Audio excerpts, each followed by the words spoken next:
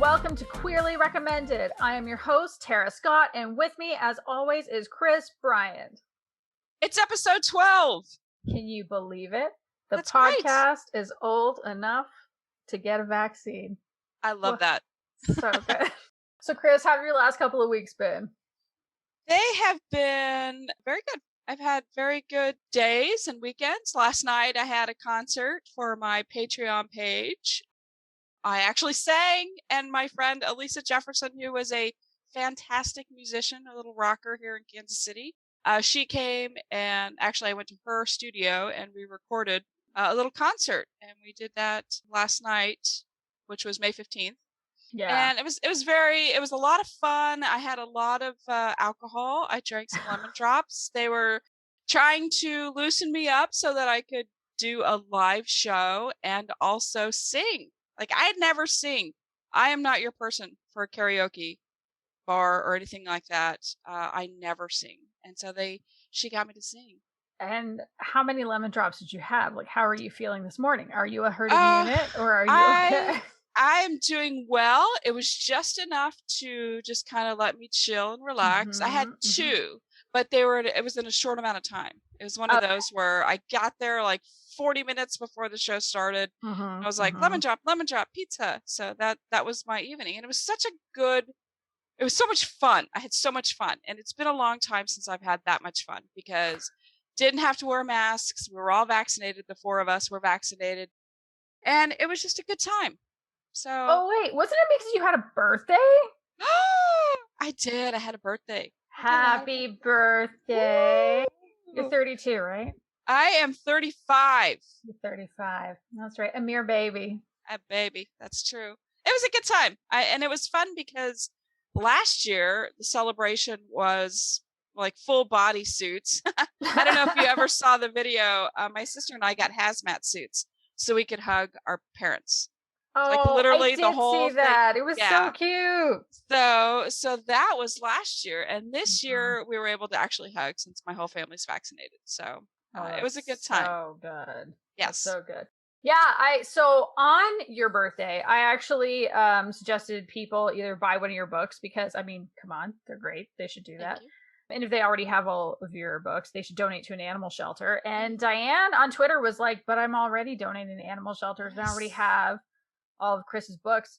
So she chose something a little different, and she decided to support the show by sending a payment through Ko-fi. Yay. But I got a little bone to pick with you because she left a note for you to share a piece of cake with me remotely, and it didn't happen. There was no cake. There's no cake, Chris. I would like no some cake left. I'm so sorry. There's no cake left. Oh, I can't imagine. But by the time it got here from your like partially dismantled USPS, I know. You know, I sent something to Finney and Burnett. I think it was like freaking back in March, and it took over a month to get there. No. And it was first class mail. No, it was over a month. I was like, yeah, that's just crazy. What's up? Okay. Is it my fault? Is it your fault? Is it our fault? It's just like, no, I don't know. No, I'm going to buy my own cake. Cake would not last. It wouldn't make it up there. I'm so sorry. No, but thank you, Diane. That was so sweet. We really appreciate it. Yes, and Diane wasn't the only person who supported us through Ko-fi. If you're a new listener and you don't know what Ko-fi is, it's kind of like a digital tip jar that lets you financially support content creators like us on a recurring basis. And we're so grateful because it helps us with the cost of running the show. Alex says, thank you for sharing your recommendations. So that was fantastic to hear or to read. And Lisa says, I just want to set a queer token of my appreciation. So thank you, Alex and Lisa, for supporting us. We appreciate it. So lovely. And we also want to say a thank you to the folks who have been leaving reviews and ratings with Apple Podcasts. And I just want to read a couple of the reviews because I got to tell you, I feel like I can speak for Chris as well. I'm just so delighted whenever I see the reviews because not only do they help other folks find the podcast, which is fantastic, but it's just so sweet. So Quirky R says, it's a joy to listen to Kris and Tara exchange their recommendations. I leave with more to seek out and wishing for more hours in each day to keep up. That's so cute. Super sweet. Mm-hmm. Very nice. Very nice. And then Marie L said, Tara and Kris have great co-host chemistry. You would think they've been doing this together for years. This is definitely the spot for queer content recommendations. My to be read and to be watched lists are growing very nicely. Mm-hmm. Yes. Now, Tara, do you want to tell them how this happened, how we started this whole podcast, and how this came about? Yeah, it's actually kind of funny. So I had a podcast for a little over 4 years. I don't know if people know that. It was called Les Do Books, and it was on the Lesbian Talk Show channel that was run by Sheena, who runs the Lesbian Review, one of the websites that I review at. And I kind of felt like I had done all that I could do there. I felt like I'm really proud of what I did. I talked to a lot of amazing authors, and I got to talk to authors that I never would have thought that I would talk to. Like, I talked to Anne Bannon. That's amazing. Which is one of, like, to me, that's still one of the interviews that I think I'm the proudest of that I've ever done. Like, really getting to understand how she's at the roots of what authors like you are doing today. You don't get to do what you're doing. Pioneer. Oh my God. But then also, in a similar vein, Catherine V. Forrest and Lee Lynch. And pioneers. I love them. Oh my God. But then also getting to, like, you were on the show a few times, like getting to talk to Georgia Beers and Melissa Braden and Rachel Spangler and other reviewers. Like, I had Anna on there and other folks from the Lesbian Review, like April and whatever. But, like, I don't know. I just kind of felt like I was pretty close to done. And I was supposed to have a different author on for my second last episode. And that author wasn't able to make it. They were having some health issues. And I was like, Kris, because you'd been on the show a couple times, and I knew that we had pretty good chemistry. And, like, I had no concerns that we would have a good episode. And we did the episode. And you said, hey, if you ever want to do a podcast. And I was like, I don't know that I ever want to do a podcast. But, like, you came back later. I did. I said, let's do this. And I'm really glad you did. So we started, when did we start planning? Was it November? Yes, it was November, because the first episode we recorded, like, right after Christmas. Mm-hmm. So, because I was upset because I couldn't talk about all the Christmas movies. But I'm saving them for this December. Yeah, y'all better be ready for all the Christmas movie recommendations that are coming starting your way this in year. August. Oh yeah, Kris is gonna be bringing them all. I love them. Except the happiest season. Right. That is her anti-recommendation. Well, you know what? We'll still talk about it. I think it still needs, I think it warrants a discussion. Mm-hmm. Like a Festivus? Yes. We need to have a Festivus about happiest season. Oh no. Do I need to watch it for that? Maybe yes. Maybe I'll get, like, super baked and then watch it. Or yes, and do it in July, because there's a thing called Christmas in July. That's my birthday. Did you know my birthday is Christmas in July? I did not know that. I knew it was in July, but I didn't realize that your birthday landed in Christmas in July. Yeah, it's July 25th. Get ready. Okay. Put some pants on. I don't know. I don't know what the appropriate next line for that is. I think it's too hot for pants. Right. Oh, yeah. Actually, yeah, it is often too hot for pants at that time of year, depending on where you're at. Okay, in the Midwest, July 25th is horrific, especially with the humidity, and we usually hit 100s by then, which is horrible. Do you have central air though, at least? Oh yeah. Oh my gosh, yeah.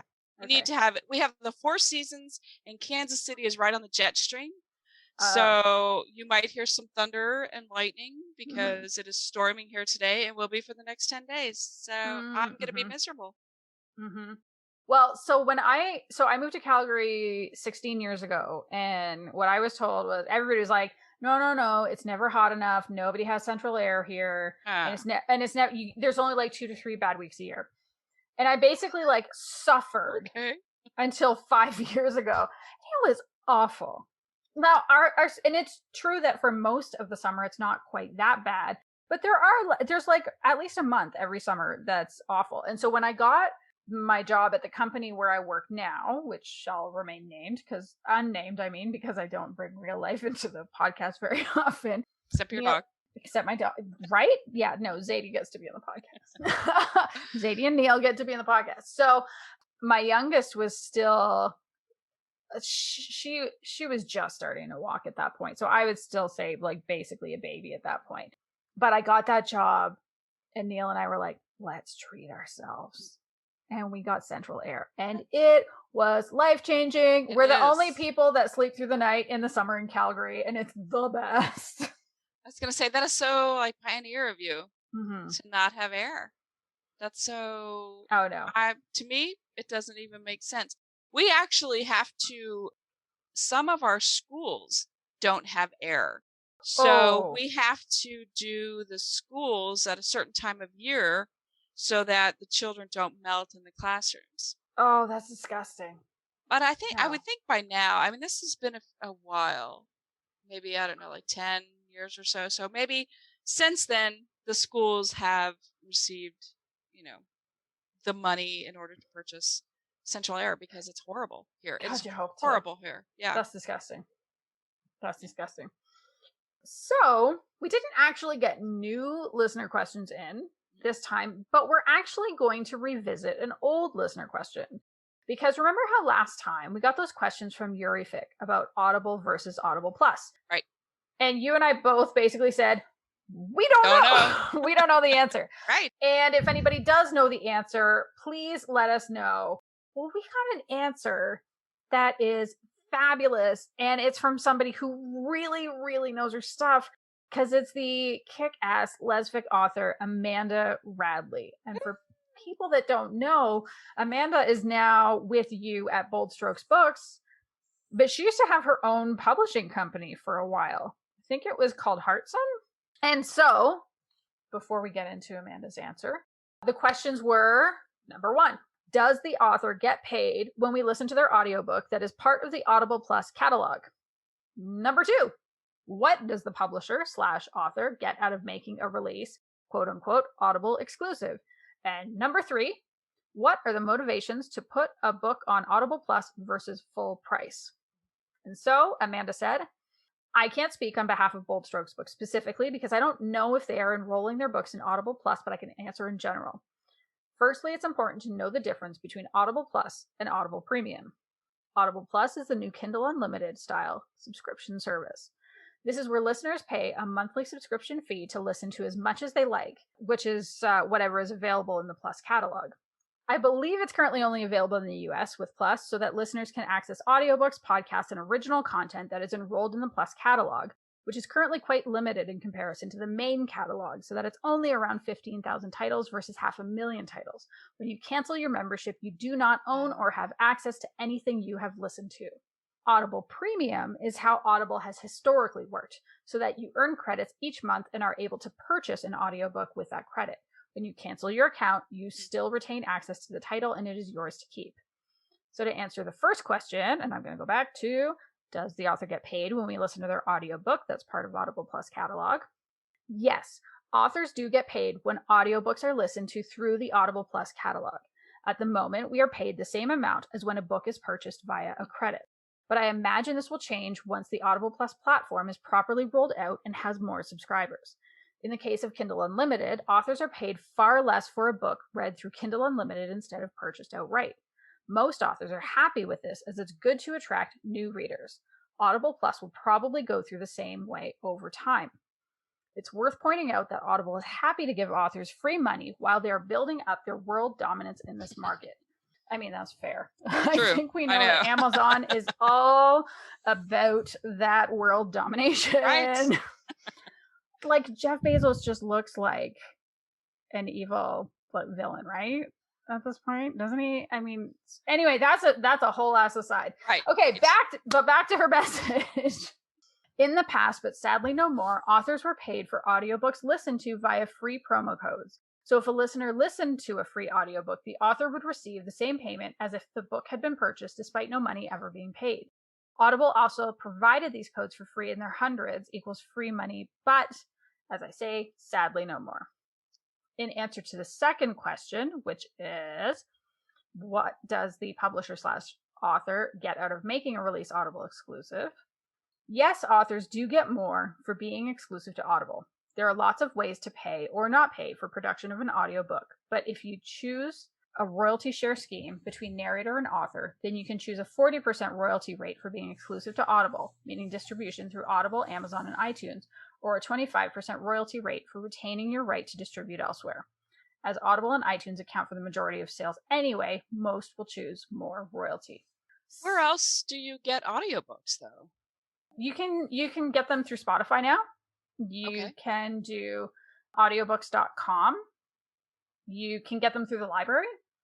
Okay. Although if you get them through the library, obviously you don't get to own them. You're just borrowing them. That's actually how I listen to most of mine. If I'm not listening to audiobooks for review, which either come to me, depending on who they're coming from, like if it's a book that is from Bold Strokes Books or from Bywater Books, it's usually coming through audible.com.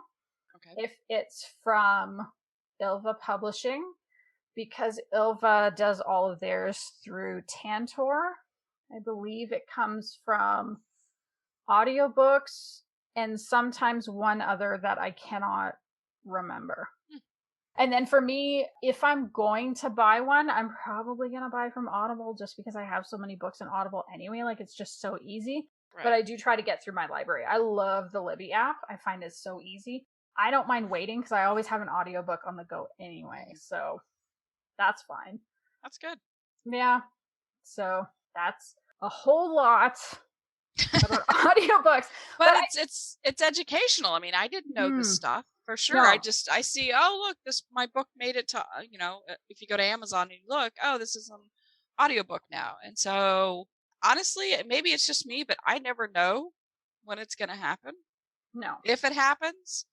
So I'm always surprised because there's somebody who like goes through I think it's Lesbian Audiobooks Club on Facebook, and they always post and tag people. I think it's Stephanie Culpepper. She tags people. Oh, look, Fiona Riley, your book's out on Audible now, or look what's available as an audiobook. So I usually get my information through that way, unless I'm like constantly looking on Amazon.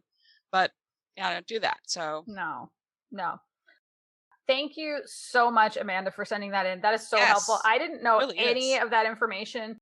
I personally feel educated. Yurific, I hope you feel like you have a better understanding of it now, too. Yeah, now we know. Completely unrelated, Kris. Yes. You have some very exciting book news coming. I feel like I've been waiting for this news for literal years. Yes. You want to tell us about it? What is it? What's happening?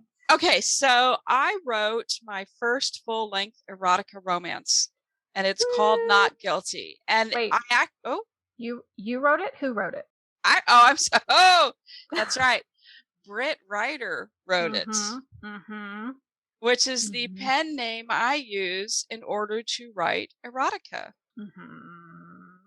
So tell us about so Not Guilty. Not Guilty. Tell us about it.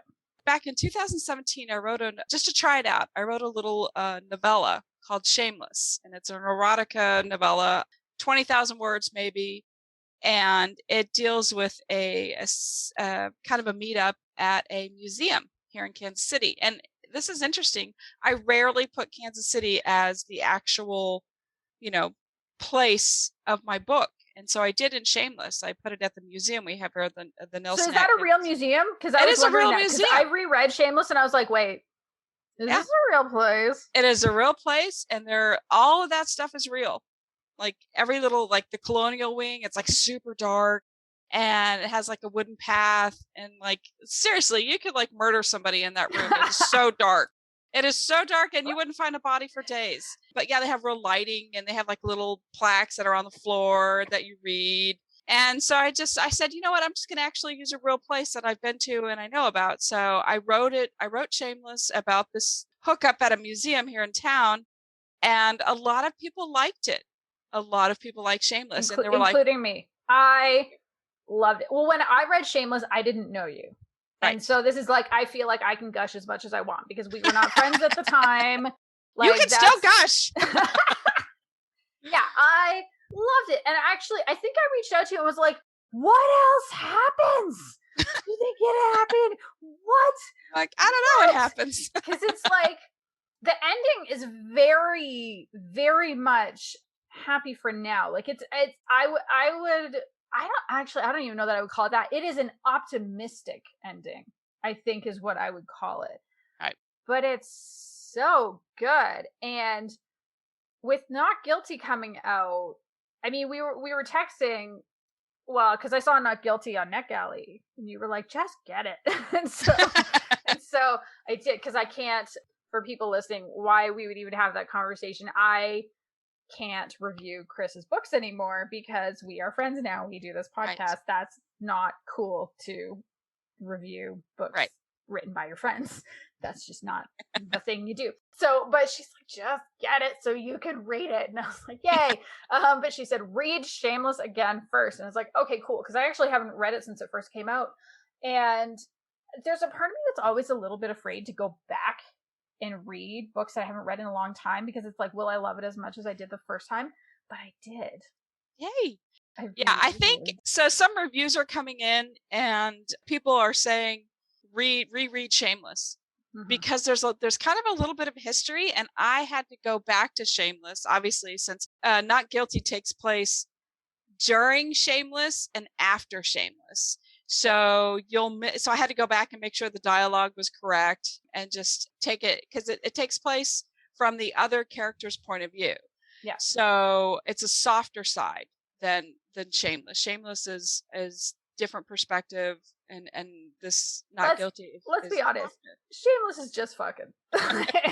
Basically, yes, that's what it is. It's just which is fine. People having sex. So, and it happens. People have sex. I mean, that's just the nature of humanity. I mean, people have sex. And so Not Guilty is Shameless's perspective from the other person's point of view, and then it goes on to go on past Shameless, months past Shameless. So you have the actual story. And so, I think Shameless, a couple of reviewers missed very important things. So that's why they're like, okay, for sure you have to reread Shameless, because you'll miss things that are pretty important. So the thing, the good thing about Shameless is there's a twist. Well, there's also a twist in Not Guilty, but if you don't read Shameless, you're going to kind of miss it. So anyway, so that's coming out. That's available on June 1st through the Bold Strokes Books website, and then everywhere else, general release is June 15th on Amazon and Barnes & Noble and everywhere else. So if I can make a humble recommendation, read Shameless right now. Just go get it, read it right now, because I read them like literally back to back. I read Shameless one night. I read Not Guilty the next day. They're both great, but I actually don't recommend reading them that close together, because that's actually too close together. Right. So if you can get that space of like 2 to 3 weeks, that's going to be the absolute optimal way of doing it. And you're going to have the best time. Yay. Sweet spot. So I'm excited about it. I'm excited to see how it's received, because so many people wanted to hear more about them. I probably have received more emails about the characters in Shameless than any other book I've ever written. And that was a novella. So I said, okay, I'm going to do it. It's still one of my favorite twists that I've ever read. And I'm so mad that we can't talk about it. I know. Right now. We can't. Because it's literally like, it's the twist that makes it special. Yes, I think so. And the thing that I love about Not Guilty is getting to, because you finish Shameless and you're like, what the fuck? And you can't see me, but right now I'm like just rubbing my hands across my head, which is a thing that I do. My head is shaved all the time now. But like, it's just that like this twist happens and you're like, oh my God. But because Kris writes in the first person, you never get to see inside that other person's perspective. Right. And with Shameless, you do. And you finally get to see what that what was up with them and how it all came about. And so I found that incredibly satisfying. Yay. Yay. Thank you. I did write a prequel to Shameless.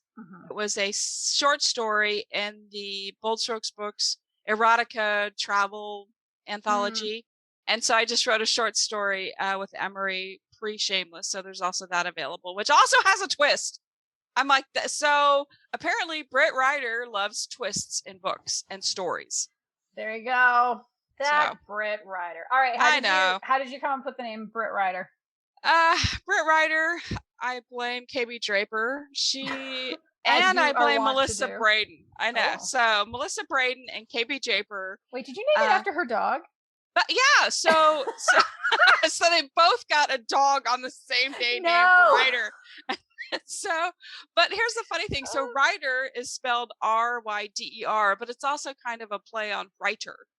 W-R-I-T-E-R. So that's kind of that. And Brit came about because Kathy Creedon and C.F. Rizal, they're married and they're two of my best friends. And Kathy and I always speak in British accents. Like when we get together, we either do British or Southern, like Southern Belle accents. Sure. And so, okay, give us a Southern Belle. I can't. Tell us the next part of the story in a Southern Belle accent. That's too stressful. It's like karaoke. Like you can't tell me to sing. You can't tell me to do this accent. I'll just like slip into it. Disappointing, but fine. I'm so sorry. But yeah, so that's why. So Brit was because the British accent that I like to do, and it's horrible, and it's so much fun though. And then Ryder was because Melissa Braden and KB Draper, they're dogs, and it was kind of a play on the whole word. So that's how. That is hilarious. Oh my god!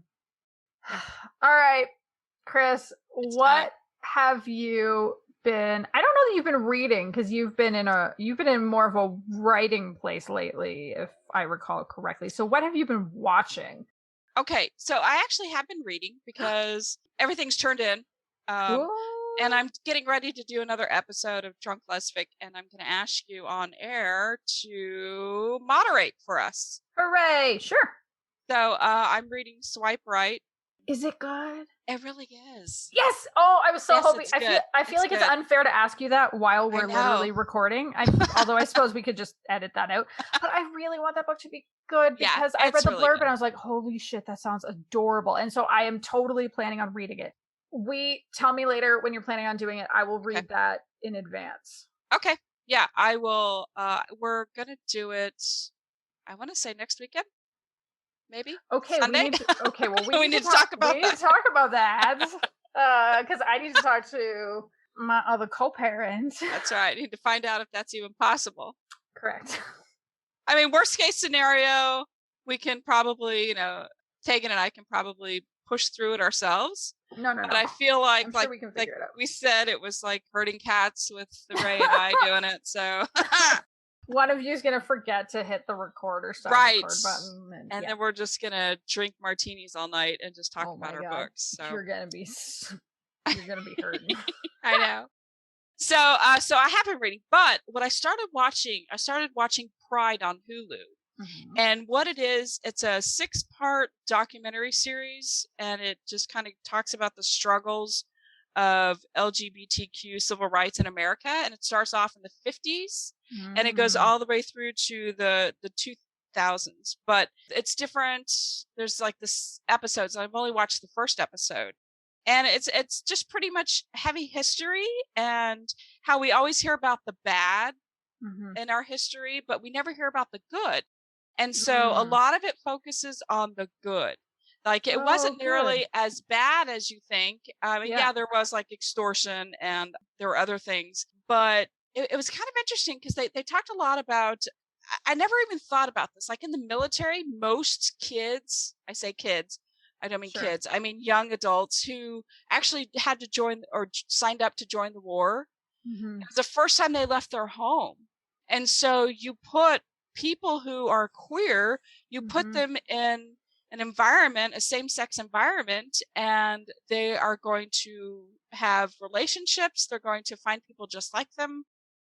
They talked about how that happened in the Army and the Navy, and then also in the nurses organization, and also in the workforce, women in the workforce, because all the men were gone. So the women, stepped up and did the jobs that needed to be done. And so there was a lot of relationships that came out of just being in same-sex environments. And, not all sexual, but this was focusing strictly on sexual relationships, of course. So I never thought of it. I was like, I never thought that most people never left their hometowns unless if it was something super big, because this was the 40s. It wasn't like, hey, let's go road trip, and let's go hit to California or New York or whatever. And so that They discussed like entrapment by the police, how they did try to catch gay people by entrapment. And then they also talked about lots of people of color who transitioned during this time. That was a big thing, and I didn't know about it, like in the 50s. See? This sounds fabulous. It is. Yeah, I know. So good. I know I'm going to recommend this when I'm done with all 7 episodes. So, but that's what I'm watching now. I gotta see if we can find it in Canada. Yeah. I'm still doing, well, if you have Hulu, do you have Hulu? No. Okay. Well, no, which I think is very rude. Hulu, come to Canada. We want you. Right. I'm sure you'll be able to find it because I think it's also on, I think somebody else actually made it and I can't think of who it was, but. Is it Showtime? We get that. Oh, no, I don't think it's Showtime. Damn it. I know. I'm sorry. But yeah, so look for it. Pride. I'll look for it and send you the link and see if there's, or I'll look to see if it's available anywhere else through any other. But it's really, really good. I think I'm going to recommend it now, even on episode 1.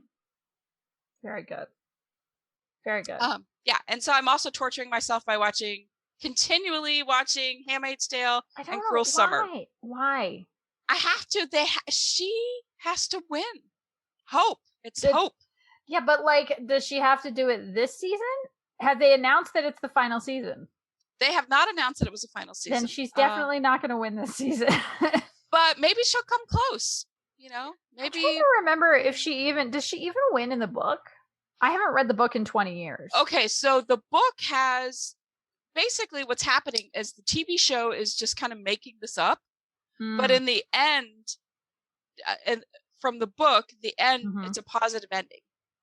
But it's not, it doesn't talk about everything that's happening now. This is kind of like what they made up for the show. At least that's what I heard. That's what I heard. I just had a dinner date and we talked about that. Oh, so is it like they started it relatively faithful to the book? Exactly. The middle, they're going to do kind of whatever they want. Exactly. For as long as they want. And then kind of when they hear this is the final season, then they'll like wrap it up true to the book. Exactly. Okay. I think that's what's going to happen. So yeah, I'm torturing myself with that. And I'm still watching Cruel Summer. I hate Tiffany. I told her, I went to work and I said, hey, I talked about you and I hate you and you can suck it. And she just loved it. She just laughed. She's like, great. She's famous. She's famous for being hated. Is she the one that put the sign up in the window at work? Do you want to tell people about that in case there's people that don't follow you on social media but are listening to this episode? Yes. Do you want to explain what that means? Yes. So I have a team. We rotated it out because of COVID. So there's a skeleton team. So we go in for 2 days and then we work outside of the office for the following 4 work days. And then we go back in for 2 days. So I work with Sam and Tiffany. And Sam, I always tell her, because Sam she's a little spitfire. She's like fierce, little, she's tough. And I tell her I walk at lunch when the weather's accommodating. I will walk on my lunch hour. And I tell her how I'm walking. I said, here's my routine. It was a 2.5 mile walk. And so I walk by some really shady areas because where my work is, it's kind of by the river. And so there's a lot of like homeless camps. So on my walk, you'll see like, I will see thrown mattresses and box springs and like by the side of the road. Like, what am I doing? Why am I walking here? Oh yeah, because I need exercise. So I always yell. I said, okay, I'm going to go on my walk, Sam. You know my path. So she knows that if I don't show up in 40 minutes or whatever, then she needs to come look for me. So what she did was on the way back, she printed off this huge sign and it says, I'm glad you're alive. Dirty books aren't going to write themselves. And that was like, and I'm on the 2nd floor. So it like covered her window. And so I took a picture of it and I posted it on social media because I thought it was hilarious. And everybody loved it. That is love. Total right love. Yeah, there. Exactly. Do any of your has she read any of your books? Absolutely not. Absolutely not. Like, it's nice when you have straight friends who support you, but some of them you just don't want to read your books. And so like Sam, for sure, I don't want her to read my books. And she has lesbian friends. Like I think one of her best friends, she went to a wedding not too long ago because one of her best friends was getting married to a woman. But she doesn't strike me. I mean, she's like super sweet and everything. She doesn't strike me as like she's going to go to parades for us and like hold up signs. She's got a kid. She's like, we're just like totally different. And I'm like, you don't have time to read my books and I don't want you to. It's like you fall under the family category. Do not read my books. So So no, she doesn't read my books. Nobody at work. At least I've told everybody at work not to read my stuff. Okay, so is that everything that you've been? Yes. So here's what I thought of you. Because you love drag queens, and so I started this show, and I forgot the name of the show. It really didn't suck me in, but they had two of the best drag queen names, and I laughed out loud. And like, if I'm watching something and it makes me laugh out loud, that I know it's hilarious. I mean, it's just one of those words. And so I'm going to run these two names. One will be perfectly acceptable for the show. The second one, Neil will have to bleep out, but I still want you to hear it. I want to see your reaction to it. So okay. The first one is Paddington Bareback. Oh my God. Paddington Bareback. I thought it was super cute. Wholesome fun for the whole family. Right. Paddington Bareback. I loved it. So I kind of laughed at that one. Mm-hmm. And so the second one is, let me see if I pronounce it right.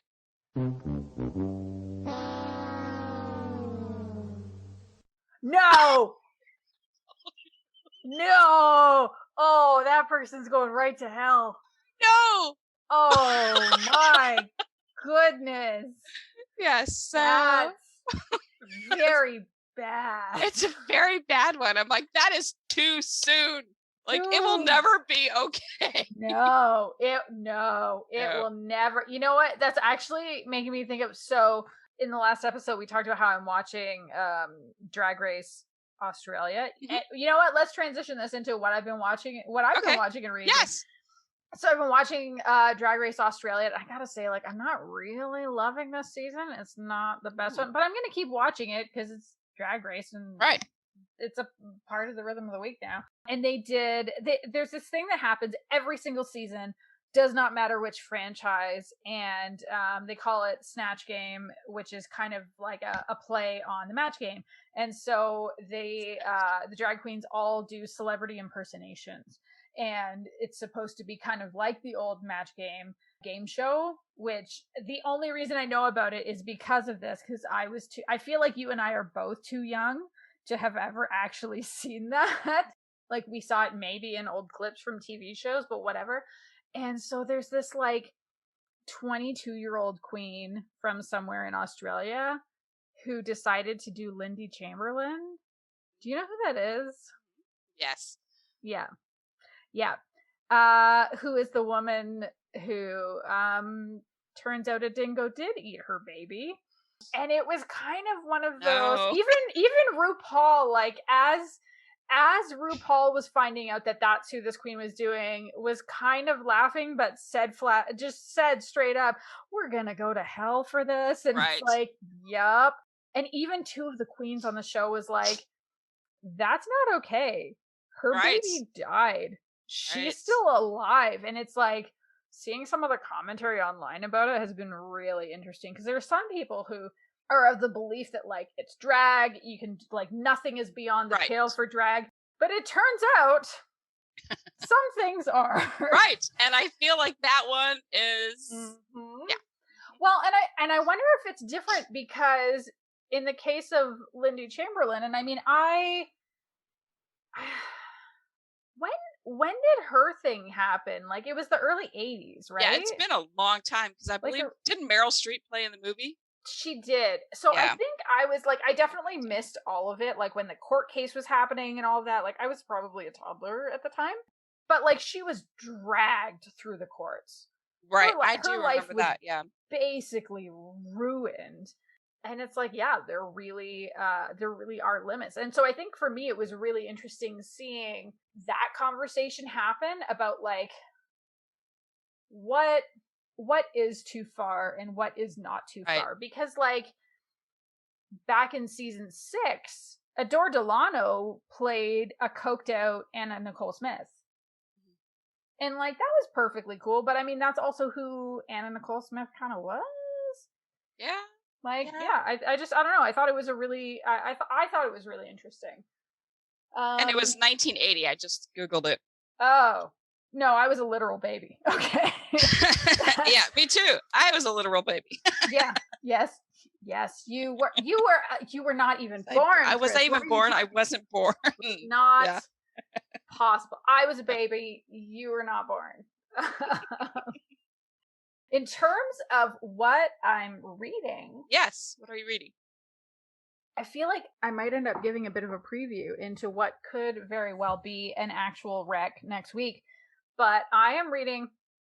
I also feel bad because I'm going to do the thing where I'm giving a preview into a book that's not released yet. It's not being released until June 1st. But get ready with your pre-order finger. Go pre-order it. It's called Satisfaction Guaranteed. It is by Corellia Stetz Waters. I think this is her first book that she is publishing with Forever, whoever that publishing company is. Oh my God, Kris.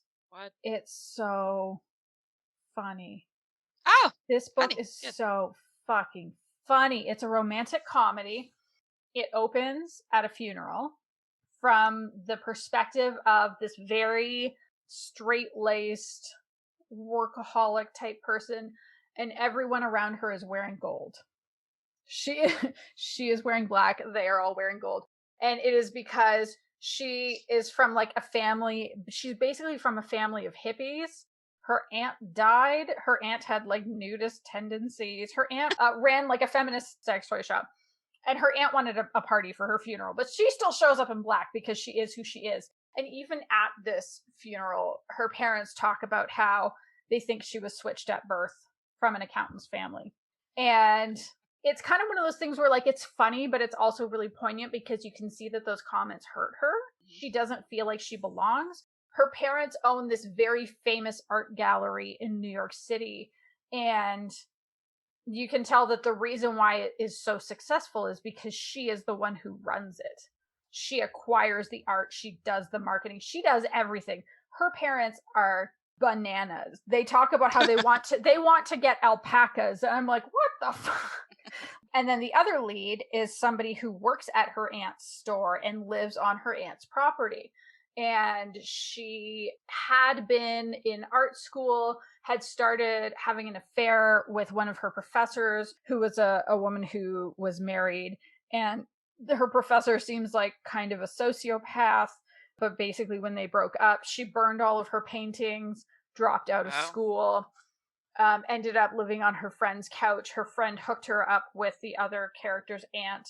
And so she started working in the shop. And so when the aunt dies, everybody's kind of hauled into the lawyer's office.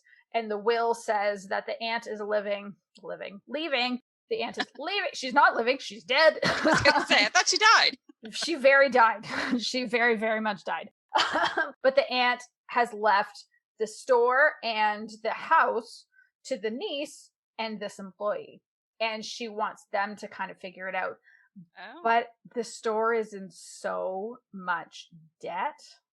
Ooh. They basically have a month to turn it around. It's like, what are they going to do?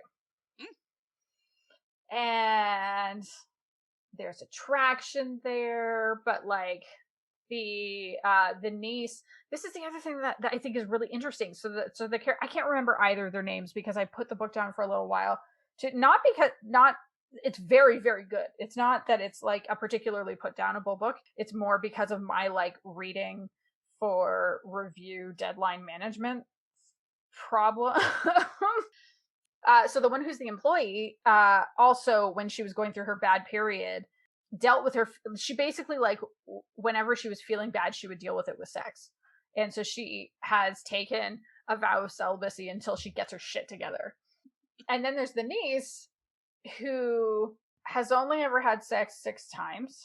And it sounds like it's with like 6 different people, but okay. But has never had an orgasm. And she's 20 and she's 29. Oh my gosh. Yeah. Wow. So the point at which I am in the story, she still has not had an orgasm. But I expect that it's going to happen for her. I'm thinking by the end it should happen. It will happen. Mm-hmm. I'm guessing. So I will come back to everybody. I so want this book to stick the landing. It's so delightful. I'm loving it so much. It's adorable. It makes me laugh out loud all the time. It has so many hilarious parts.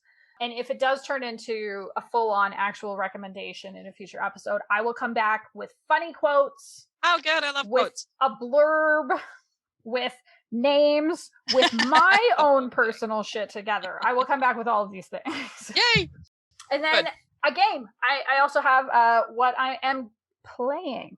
The Mass Effect Legendary Edition came out.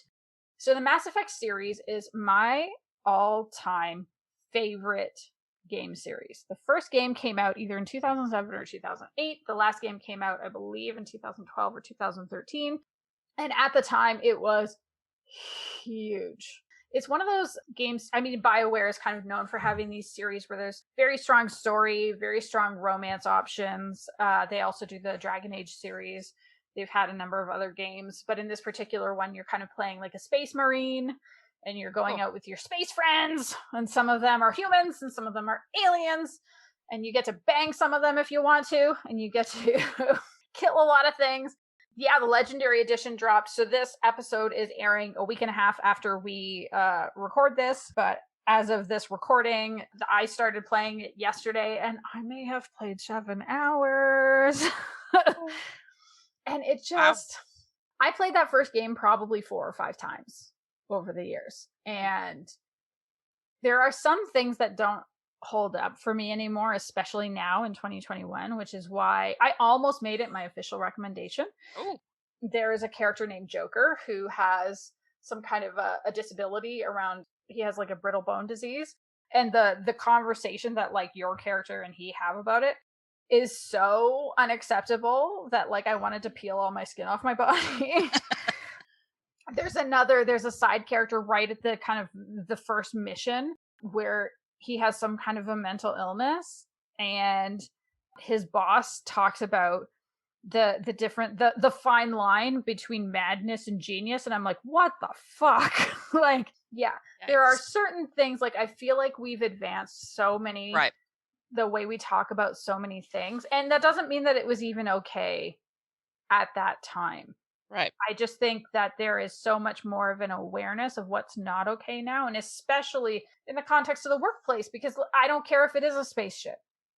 You are the captain of this spaceship, and the pilot of the spaceship is your employee, and you don't be an asshole about his brittle bone disease.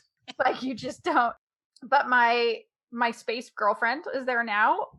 Although that's the other thing I find is interesting. So the way I always played it, that's very obvious that the game wants you, whether you are playing as, so no matter what, your character's last name is Shepard, you get to choose their first name. And then there's like the male Shepard, or what everybody lovingly refers to as FemShep. I am playing as FemShep. I love the voice actor, Jennifer Hale. She does a phenomenal job. I love the base model for it, although you can modify it if you like. And there are male options if you want. And there is one that the voice actor is female. And so I always thought of and Liara is the character that the game is like, this is the best romance option. Wow. This is the one that like, it's the most like, yes, you can romance all these other people, but like, this is the optimal. We poured our heart and soul into this one. Go get it. And so that's the one that I always like. That's the one that I invested in. But I don't know if it's because of my own relationship with my gender changing so much since I played it, because I was like full in bought into the idea of myself as like a fully cisgendered woman when I played before, whereas now I feel like I kind of slide along the binary. But I paid much more attention to when Liara said, my race does not have genders. I was like, oh, shit. Oh, this character is not female. The voice actor who voices it is female. But Liara is not female. This is not a lesbian couple. It's definitely, I think you can make an argument that it's a queer couple. But so I found that really interesting. But yeah, I'm playing that game like it's my job. It's so comfortable. 7 hours. Yes. Yeah. It's a sleep pattern. It's a sleep cycle. So yeah, it has problems, but there's so much about it that I still love. And it's just like, it let me relax in a way. It's like going back to an old, like when you go back to an old favorite book for comfort reading. Yes. It's like that. Good. I love it. Yeah. So, Kris, Yes. what is your official recommendation for this week? My official recommendation this week is a movie called Someone Great. And it came out in 2019, and it was directed by Jennifer Caton Robinson. And I was like, okay, I need a funny movie about relationships, and I wanted it to focus around women, because most of the time I go back and forth. I review a gay movie, I review a lesbian movie, I review, a queer movie. So I wanted to find a movie, like I said, a funny one that is going to make me laugh. And so I watched this trailer, and I loved the trailer so much. And the cast has an incredible cast. So let me read you the synopsis. After a devastating breakup on the eve of her cross-country move, Jenny enjoys one last New York City adventure with her two best pals. Someone Great is a romantic comedy about love, loss, growth, and the everlasting bond of female friendship. So it is a journey of three friends. Two are straight and one is gay. I've seen this movie. Shut up. You saw this movie? I did. Holy shit. I was like, sorry, I didn't mean to cut you off. But for once, I was like, wait, why does this name sound familiar? Yes. And it was bugging me the whole time we've been talking, because we have an outline. And the whole time we've been talking, I was like, this name sounds familiar. And then as you started talking about and describing it, I was like, I have seen this movie. Because there's a scene in there that I want to talk to you about, but I'm not there yet because I need to go through the characters first. Okay. So Gina Rodriguez, she stars and she produces in this movie, and she's kind of like the main friend that the story's about. She's Jenny, whose boyfriend breaks up with her after 9 years because she got a job, her dream job, with Rolling Stone magazine out in California. And he wants to stay in New York City. So, she's truly devastated. And so her friends say, okay, we're going to have one last hurrah. Let's just get together. We're going to take you out of work. The friends go and get one of the other friends out of work, and so they're going to make this huge day. They're going to have a huge day, afternoon, evening, morning. It's going to be a huge celebratory last hurrah of best friends before Jenny leaves for California. Yeah. Brittany Snow's in it, and we remember Brittany from Pitch Perfect. Yes. She's kind of the responsible friend out of the three. And she has a very credible job. She's always the friend that people go to, to help. I need help.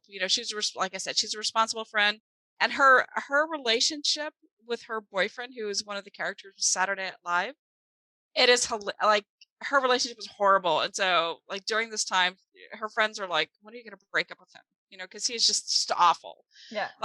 He's not awful, in a bad way. He's just annoying. Yeah. It's so weird. So I won't give that relationship away. But the one I really loved was a character, Erin, played by DeWanda Wise. She's the lesbian who doesn't want a relationship, but has one. And she fights it she fights the fact that she's in a relationship, and she gets called out. Like Brittany, I can't remember what Brittany's character's name is in this. I'm just gonna call her Brittany because I just know her as Brittany. Yeah. So one of the quotes that I thought was great was she tells Erin, I think it's very cute that you have a girlfriend. You guys have been together for 4 months now, right? So Erin responds, I don't have a girlfriend. Leah is just a girl who's my friend, who I see on consecutive nights, and whose company I enjoy more than anyone else in the entire world. And so you can see it finally, it's clicking, oh my God. And she's like, whatever. Kindly leave your heteronormative labels in a motherfucking box to the motherfucking left. Thank you. So she's she fights it. She fights it. And so Brittany's like, you love her. Yeah. So it's super cute to watch her finally realize, I really do love this person. And she sits down with her and she's like, because after they do drugs, they drink a lot of alcohol. I mean, it's a true party.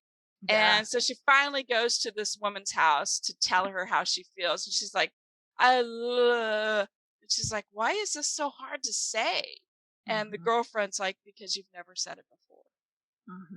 So it was that whole relationship was just adorable, and I loved it. And so they had so many other people in this movie. Rosario Dawson's in it. She plays the ex-boyfriend's cousin, and they kind of run into her. Mm-hmm. But the thing that I loved was the character Hype, who is RuPaul. Do you remember that? See, I haven't seen it since it came out. Oh, wait. RuPaul is a drug dealer who has a really small role in this movie, but he has chihuahuas. And it's like the whole thing is, it's not exactly, when you think drug dealer, you don't think posh life, little cute dogs. You hug your drug dealer. They know that you're having a good day. Yeah. So I was like, oh my God, this is great. I can't wait to tell Tara this. And then at the very beginning, it has, and I think this is also in the trailer, and this is what made me watch it, was it has Michelle Buteau, and I never know if I'm pronouncing her name right. She's from other movies that I've recommended, Almost Love and Always Be My Maybe. Yes. Yeah, so she's sitting there at the very beginning, like she's sitting she's sitting with Jenny on a bench down in the subway, New York City subway. They're sitting there and they have like a 2-minute conversation, and it's great. Yes. And she just up and leaves. She goes, "I'm done with you." And that like she's in this movie. It's so funny. So I mean, it's super cute. It's got a it's good because I don't want to tell people the ending, but it's a really good ending, and I really enjoyed this movie, and I highly recommend it if you want that comedy, the romantic comedy with straights and queers. So that is my big recommendation this week. I was also pleasantly surprised because who's the main character again? Is it Jenny? Jenny. Yeah, so when Jenny gets in the car with that guy, and I was like, oh my God, that guy's going to sexually assault her, because she's like fucked up. And I was like, he's going to sexually assault her. And he doesn't sexually assault her. He ends up being, it's somebody she dated in college, and he ends up being a pretty cool dude. Yeah, he's decent. Which is one of, like, I feel like that in and of itself is a pretty sad commentary on media in general, that like I just don't trust. It's like, but no, it's like, it's a super safe, sweet, lovely, funny. Everybody's great. The guy that plays her boyfriend that breaks up with her, also wonderful. Yeah. I thought he was great. What is his name? In the show or in real life? In real life. Nick? Is it Nick? Nick, maybe? I think it is Nick in the show. I've seen him in a few things though, and he's fantastic. I really like him as an actor. Like, everybody in it is great. Yeah, I mean, I think, and the whole breakup, like why they really broke up, is truth. It happens, and people don't want to face it. Yes. And it finally got down to, okay, this is the final decision. I'm moving to California, and then it came out. So it's very truthful. And she made the decision without him, didn't she? Yeah, 100%. Yeah. Which is also the like, that's the problem. Right. And like, see, that's the thing I have with like commitments and relationships is like, I feel like a lot of times it holds people back from doing their truth, like what they want to do with their life. My whole life I've wanted to be a writer, and I finally am a writer. So, but I wouldn't want anybody to take that away from me, or for me to compromise my dreams for somebody else. No. So anyway. No. So I like this movie because she followed her heart and followed her truth, and good for her. Fabulous recommendation, Chris. Love it. Thank you. Good. And so what about your big recommendation this week? What do you got? My recommendation is a reality show, and it is called Glow Up. And it is a reality show that is it's makeup artists. Oh, cool. And they get, I think it's 10 per season. The new season is on right now, and I am super grumpy because I can't get access to it. It's airing in the UK. I want it. Give it to me, please. I want to see it, but I devoured. So the first season I watched over the course of probably 2 or 3 weeks. I watched like a few episodes a weekend. And then the second season I watched all of last weekend. I just devoured the whole thing. Oh, wow. In a weekend. And some of the looks are sometimes kind of glam. Some of the looks are sometimes it's just all sorts of different things. Like sometimes they're like working with prosthetics to do almost like monster type looks. Sometimes they're doing alien type looks or like optical illusions.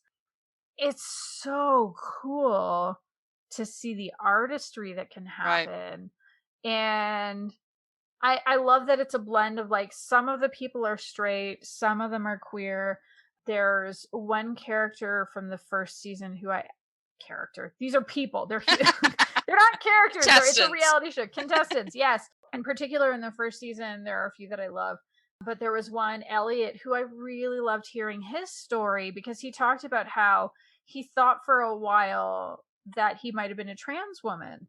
And it was when he discovered makeup that he realized he wasn't trans. He just wanted another way to express himself. Yes. And that makeup gave him the medium and the opportunity to do that. And I thought it was really beautiful and really lovely. And so now, I follow him on Instagram and I see some of the drag looks that he does.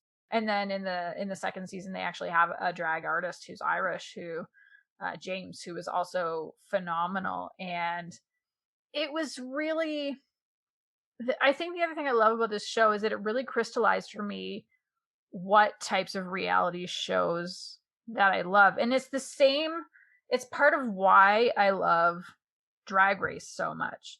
And it's that I love the shows where you start off with a group of contestants and it narrows its way down to one winner. I like that much better than, because there's also a different type of reality show, and it might be, like Cupcake Wars or Nailed It, or even, I think American Ninja Warrior is kind of like that too. Any of those, like, I think Wipeout. We tried watching Wipeout yesterday because it showed up on Crave TV as a recommendation. Crave TV is one of the services in Canada. And I was like, Neil, look, it's a show, and it has Nicole Byer and John Cena. And they could have hooked us with just one of them, but like putting both of them together, we love Nicole Byer, we love John Cena. And I think we made it 3 minutes and we were like, absolutely not, because the way it was so scripted and like painfully so. And we were like, no. But like with those shows, it's like you get your 2 or 3 contestants per episode. Right. I don't invest in those people. I do not give a shit. That's fine for like, put it in the background while you're doing something else. I want to invest in people, and I want to invest in their journey. And so shows like Drag Race and Glow Up lets me do that. So that, yes, in the first episode, I don't know who any of these people are, and I'm not particularly invested. But like with Glow Up, I was so happy when I saw who won. Yay! Both seasons. I was so happy because I felt like I really invested in their journey and seeing how much they grew as artists and grew in there, because when you show up for something like that, it's something you're really passionate about. And so I think that's the other axis for me, is that it needs to be tied to some kind of artistry or talent or performance. So like Survivor is not that interesting to me. Like, yes, you can get to know the people, but it's like, what kind of talent are you growing? Right. See, and for me, I watched Face Off. I've seen several seasons. That? Same thing like Glow Up. When you were talking about it, I was like, I wonder if this is like Face Off. When I've like seen several episodes, and I'm following one of she didn't win, but she came really close to winning. So I'm following her because her makeup is spot on. It was beautiful makeup. And so same thing. You get invested in these artists and you see them progress and how they get better, and you see when they shine and when they, don't shine, and you're worried, oh my gosh, I hope they get voted off because their makeup wasn't like smooth right by the nose with the prosthetic nose. Yes, so I like those shows too. So Glow Up is a great recommendation. I'm going to look into it because that's my jam. Well, and I ended up really liking the hosts too. So they have Val Garland, who's the head of something to do with something important and fancy at L'Oreal. And she's done a lot of like runway makeup, and she's done makeup for like Lady Gaga and some other people. Yeah. And then also Dominic, somebody or other, who's the head of something else fancy for MAC Cosmetics. And so Val Garland has a catchphrase where like when she really, really likes something, she will say ding dong, which I think when I started watching it, I was like, well, that's stupid. And I would sometimes Neil was there and I was like, I really hate that she says ding dong. I think it's annoying. And then by the end of the second season, I was like, yes, I also agree. Ding dong, darling. Absolutely. Ding dong. Yes. That's a great look. You know what? So maybe I have, yes. So this is so weird because that sounded familiar to me. So I wonder, I'm going to have to check into this because either I'm watching your show. Did they rebrand it? Did they give it a different name in maybe the so, States? Because you said ding dong and I'm like, okay, my person said that too. So I'm looking now and it says V Neil. Well, weird. So I don't know. I'm going to have to do some digging on this. You might have to. And then I want half, not all, but I want like half of the shirts that Dominic wears. Maybe I just want, maybe that's like my style. I just want to look like a gay man. Is that a thing? I don't know. It could be a thing. Could be. Well, let's see. So, yeah. Next time we get together, I'll have it figured out by then. Because, all right. Yeah, or maybe I'm watching, I don't know. Maybe I've watched both because I like it so much. Because I'll do that. I'll keep something on the TV and and it's been a while since I've seen it, like a year since I've watched any of the seasons. So maybe I've been watching the same thing. I don't know. Maybe. Let us know. Because they do have a lot of queer contestants. So. Oh, yeah. For sure. Oh, definitely. Yeah. And there are some looks that are so spooky and gross that I'm like, no, thank you. In the second season, there was a look where it looked like there were eyeballs and maggots coming out of somebody's face. Ooh. And I was not into it. But at the same time, I didn't skip the episode. Because it was still kind of cool. I mean, if that was the assignment, Yeah. Yeah, I mean, they didn't all do it. It was a particular interpretation that won. And all of her looks were creepy. Oh. To a certain extent. But she did this one look that was so gorgeous where the whole face and neck was just like black. And then she did an illusion so it looked like white curtains down the sides of the face. Like white sheer curtains with like a white moon on the forehead. It was stunning. Wow. It was spectacular. But yeah, that's my recommendation. If you want TV to just like sink into and hide away from the world for a while, that's what this is perfect for. It sounds perfect, especially today when it's like pouring down rain. Mm-hmm. So that is all for this episode. Thank you so much for joining us. If you've enjoyed the show, please subscribe wherever you listen to your podcasts. And if you feel inclined to leave a review on Apple Podcasts, we would so appreciate it. And again, thank you so much to the folks who have been leaving reviews and ratings. You're helping other people find this show, and we just love it and really, really appreciate it. Right. And as always, you can connect with us on your favorite social media sites. Just search for Queerly Recommended on Instagram, Twitter, Facebook, or email us at podcast@queerlyrecommended.com. Bye, everybody. Bye.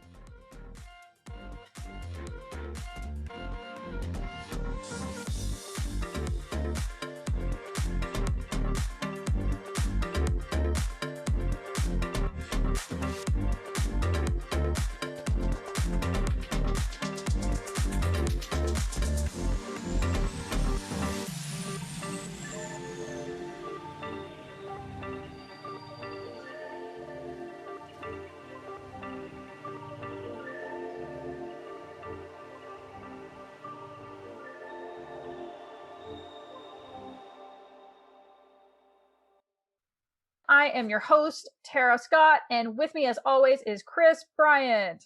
We're at episode 11. No, fuck, episode 12. What the fuck? It's right there. Oh my God. Oh, you're a disaster. I am. See, this is what happens when you hit record. Like something inside of me just freaks out. Okay, one more time. Last time. I hope that one makes it into the outtake. Because that's my favorite. Oh, shit. That's the best. Like, read it. It's right there, Kris. Read it in front of you. You got it. Okay. You got this. Last one. All right.